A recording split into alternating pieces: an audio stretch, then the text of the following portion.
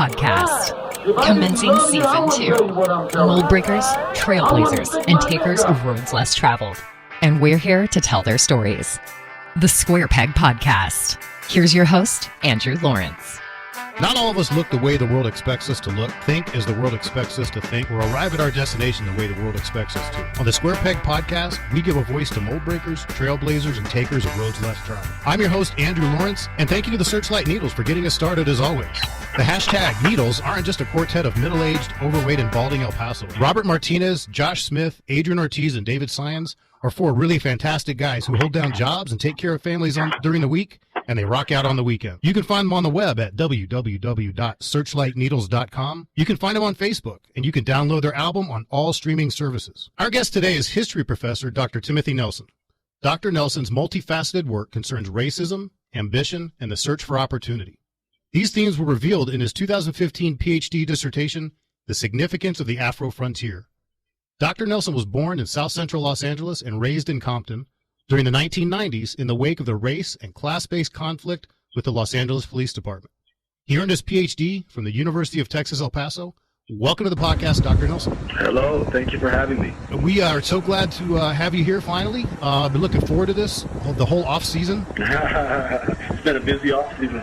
There is an off-season. We are in the midst of season 2 here on the the Square Peg Podcast. I'm glad to have you here. I'm glad we're able to do this. Distance is not an issue, obviously.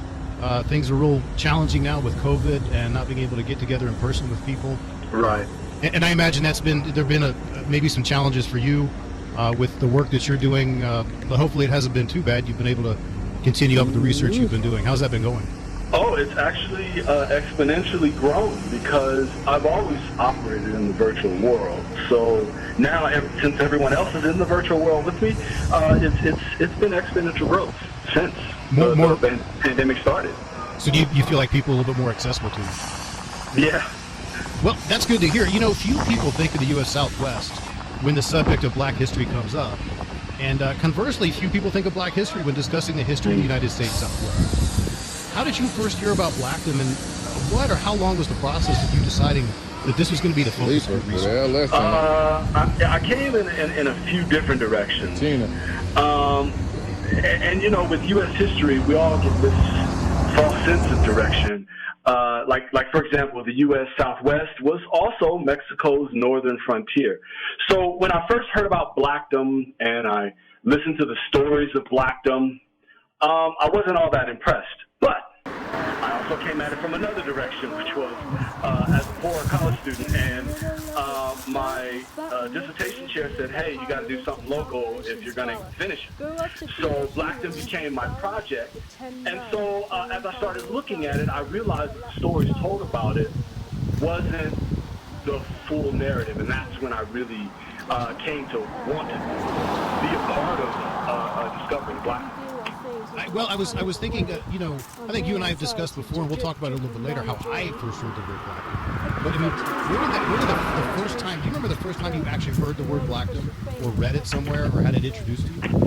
It was introduced to me by someone who became my dissertation chair, Dr. Jeffrey Shepard. He's at UTEP now, and I think he lives in Las Cruces. I'm sure he lives in Las Cruces. I heard about it when I was getting my Ph.D. I heard nothing about it the whole decade. I'd never come across it. And I studied Black history at New Mexico State. So when he was 10, his father said, that within 2 years later, in their own sick descent thick. Alice got better, but his mother moved too quick. Moved in with the cousin committed suicide, left him but something new to do with their thing. Alice, you gotta think for yourself, he started with you, and then everything is from himself. There would be nothing left to do for someone left to put you when you're dead and destitute without a cent of restitution, started looking for the place which he was doing most, trading sugar cane and rum and all the things he can't afford.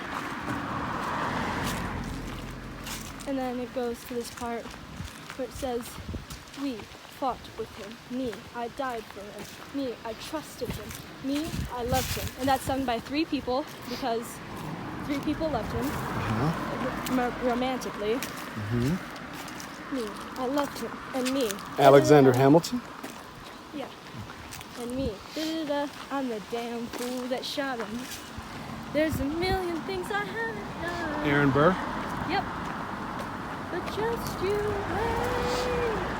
Just you wait. Alexander Hamilton. Hamilton. Just you wait. Just you wait.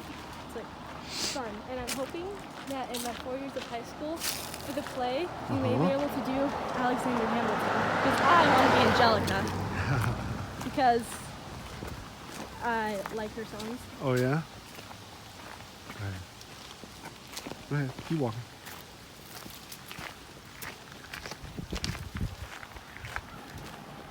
You have no control, you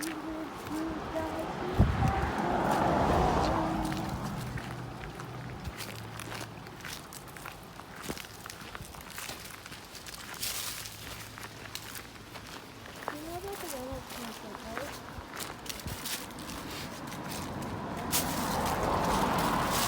You know about the Reynolds template? The what? The Reynolds template. So, Stand there, look at me. Hurry up. Okay, let's go. okay. So what am I talking about now? Let's go down this hill. Let's see this. Do I know about what? The Reynolds template. The Reynolds what? Reynolds pamphlet. Reynolds pamphlet. No, what is that? There's a song called The Reynolds Pamphlet. I'll just sing it. The Reynolds Pamphlet. Have you read it? Alexander Hamilton. Had a story of there. He wrote down Obama, his book is called Promised Land. It comes from this identity that most African Americans have. So Afro-frontierism more so is a postscript to exodusterism. And the short version is of why I had to do that is because when I found Blackdom Oil, I had a hard time understanding what it was, what its importance was. And so I had to come up with a whole new historical framework for all of us to understand, because that's the nature of dissertation work. You kind of have to have an original idea. And so that's how it came about. Wow. So the Afro, you've given us an idea, an example of the exoduster with the biblical reference. Could you be a little bit take us a little bit more specifically into what you mean by an Afro-frontierist? Oh, okay. Now, I'm going to do something that most historians don't do. I'm going to give you a very elementary analogy here. Well, that's why we're having you on the show, because you do things that most historians don't do. All right. So I was listening to students of mine, and they started talking about the Illuminati. And so as I investigated further, I found that to be analogous of what Blackdomites did. They formulated an Illuminati. And for me to translate that to academia, that's where I begin to talk about Afro-frontierism. It is a unique set of ideas because of the circumstances that transform an individual into something different.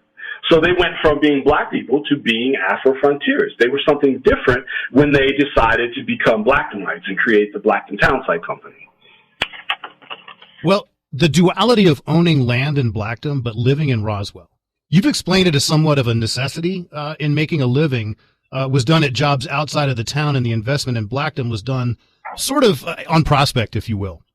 Was this the plan all along, or was it kind of figured out as people went along? How did the Homestead Act of 1912 change this, if at all? Oh, wow. Okay. That's a lot.